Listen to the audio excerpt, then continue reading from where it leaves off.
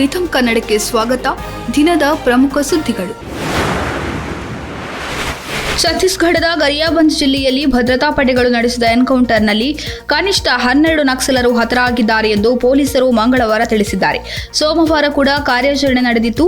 ಸೋಮವಾರದ ಕಾರ್ಯಾಚರಣೆಯಲ್ಲಿ 2 ಮಹಿಳಾ ನಕ್ಸಲರನ್ನು ಹತ್ಯೆ ಮಾಡಲಾಗಿತ್ತು. ಒಬ್ಬ ಕೋಬ್ರಾ ಜವಾನ್ ಗಾಯಗೊಂಡಿದ್ದರು.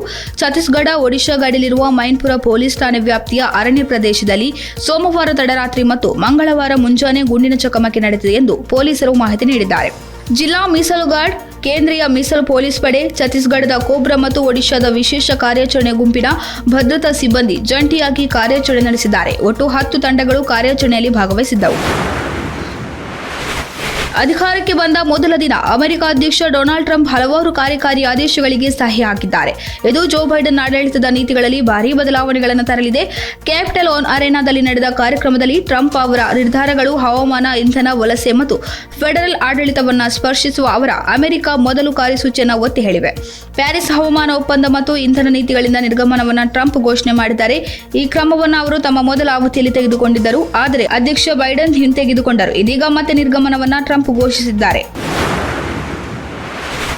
ಗೋವಾದಲ್ಲಿ ನಿರ್ಮಾಣ ಮಾಡಲಾಗಿರುವ ದೇಶದ ಮೊದಲ ಬಾಗಿದ ಕೇಬಲ್ ಸೇತುವೆಯನ್ನು ಕೇಂದ್ರ ಸಚಿವ ನಿತಿನ್ ಗಡ್ಕರಿ ಮಂಗಳವಾರ ಉದ್ಘಾಟಿಸಿದ್ದಾರೆ. ಇದಲ್ಲದೆ 2500 ಕೋಟಿ ರೂಪಾಯಿ ಮೌಲ್ಯದ ಅಭಿವೃದ್ಧಿ ಯೋಜನೆಗಳಿಗೆ ಶಂಕುಸ್ಥಾಪನೆ ಮಾಡಲಿದ್ದಾರೆ. ಈ ಕೇಬಲ್ ಸೇತುವೆ 180 ಡಿಗ್ರಿ ಬಾಗಿದ್ದು ಸದಾ ವರುಣಪುರಿ ಮತ್ತು ಗೋವಾ ಅಂತಾರಾಷ್ಟ್ರೀಯ ವಿಮಾನ ನಿಲ್ದಾಣವನ್ನು ಸೇರಿಸುತ್ತದೆ.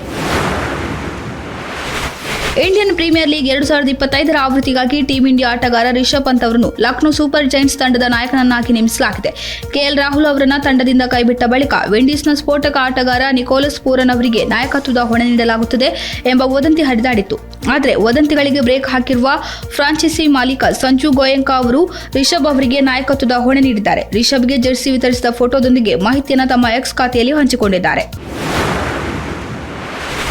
ಈ ಸೋಷಿಯಲ್ ಮೀಡಿಯಾ ಕಾಲದಲ್ಲಿ ಎಲ್ಲೋ ಇದ್ದವರು ರಾತ್ರಿ ಕಳೆದು ಬೆಳಗಾಗುವುದರೊಳಗೆ ಸ್ಟಾರ್ ಹಾಕಿಬಿಡುತ್ತಾರೆ. ಹಲವರ ಜೀವನ ಬದಲಾಗಿಬಿಡುತ್ತದೆ. ಇದೀಗ ಮಹಾಕುಂಭದಲ್ಲಿ ರುದ್ರಾಕ್ಷಿ ಮಾರುತ್ತಿದ್ದ ಹುಡುಗಿಗೆ ಇದೇ ಸಾಮಾಜಿಕ ಜಾಲತಾಣದಿಂದ ಅದೃಷ್ಟ ಖುಲಾಯಿಸಿದೆ. ವೈರಲ್ ಹುಡುಗಿಗೆ ಬಾಲಿವುಡ್ನಿಂದ ಆಫರ್ ಬಂದಿದೆ. ಬಾಲಿವುಡ್ ನಿರ್ದೇಶಕ ಸನೋಜ್ ಮಿಶ್ರಾ ಆ ವೈರಲ್ ಯುವತಿಗೆ ತಮ್ಮ ಸಿನಿಮಾದಲ್ಲಿ ಅವಕಾಶ ನೀಡಿದ್ದಾರೆ. ಡೈರಿ ಆಫ್ ಮಣಿಪುರ್ ಹೆಸರಿನ ಸಿನಿಮಾವನ್ನು ಸನೋಜ್ ಮಿಶ್ರಾ ನಿರ್ದೇಶನ ಮಾಡಿದ್ದು, ಆ ಸಿನಿಮಾದಲ್ಲಿ ವೈರಲ್ ಹುಡುಗಿಯೇ ನಾಯಕಿ. ಇದಕ್ಕಾಗಿ ಮೊನಾಲಿಸಾ ಲುಕ್ ಟೆಸ್ಟ್ ಸಹ ನಡೆಸಲಾಗಿದೆ. ಇದಾಗಿತ್ತು ಈ ಹೊತ್ತಿನ ಪ್ರಮುಖ ಸುದ್ದಿಗಳು. ಇನ್ನಷ್ಟು ಹೆಚ್ಚಿನ ವಿಚಾರಗಳಿಗಾಗಿ ವೀಕ್ಷಿಸಿ ರಿಥಮ್ ಕನ್ನಡ.